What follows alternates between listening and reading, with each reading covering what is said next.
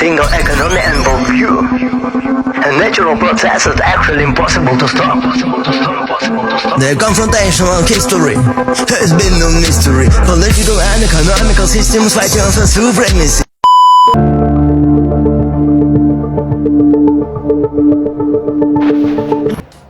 Globalization is a process of expanding various socio-cultural and sociological processes. From national to international and transcultural level, globalization is also seen as the process that focuses on the movement of trade, capital, and ideas. Globalization also defined as the increasing interdependence and interconnectedness of places globally. Processes that connect people, countries, and businesses all around the world. It affects how we live, work, communicate, and even how we think. Major effects of globalization is better access to products and technology. We can now enjoy smartphones, clothing, brands, and food from different countries. Globalization also creates job opportunities, especially for the Filipinos who work abroad. And because countries are connected, it becomes easier for people to share knowledge, ideas, innovation, helping improve education, medicine, and science.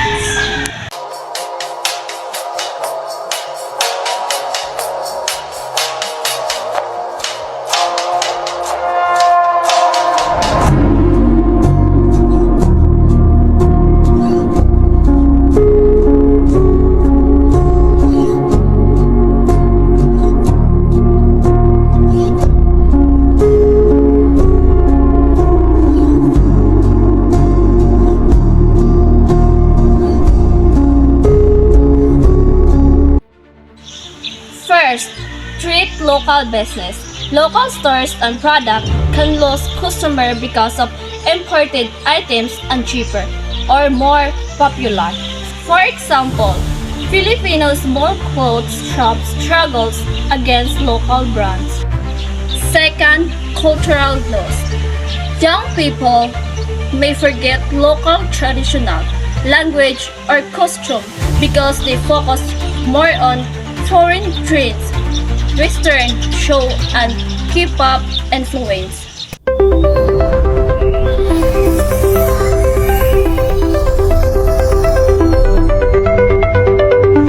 First, in the food we eat fries from America, noodles from Korea, chocolates from Europe, and beverage from different countries.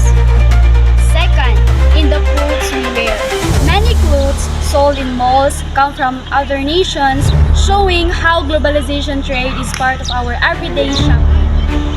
Third, in the technology we use. Our phones, apps, and laptops, and social media platforms are results of global innovation. Fourth, in our community, globalization gives new opportunities for small businesses through online selling, freelancing, and digital marketing.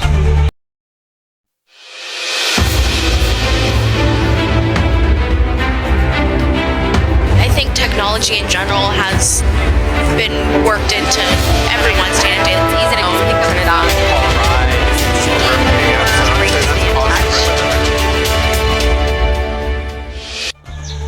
Globalization brings many benefits such as better technology, communication, and to access to products. But it also brings challenges like cultural loss, job competition, and environmental harm. What matters is how we use globalization responsibly.